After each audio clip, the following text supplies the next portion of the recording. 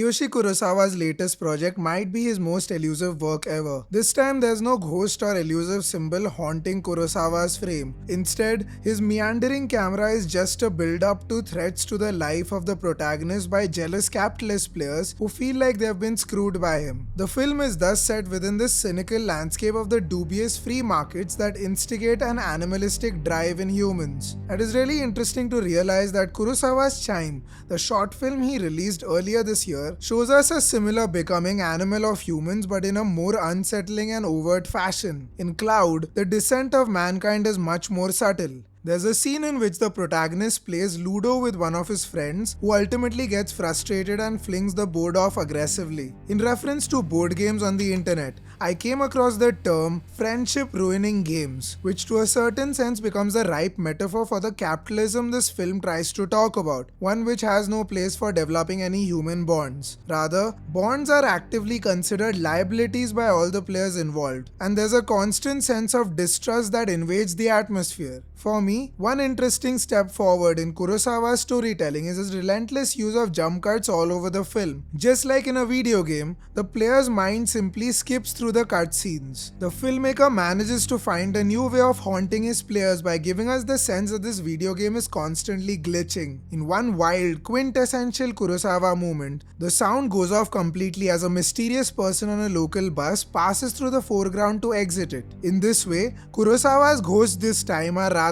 anonymous human beings who can threaten you based on your digital identity. They no longer carry the baggage of being human. So conventional flows are eaten away mercilessly, and there's no place for sentimentality in this film even though our protagonist tries to get conventional happiness. I could go on and on about this point, but I'd run the risk of spoiling this film, which is something I'll avoid considering that it's not released online. But I look forward to extensively analyzing this film, so hit subscribe if you want such essays on the best of contemporary cinema, and I hope to see you in the next video.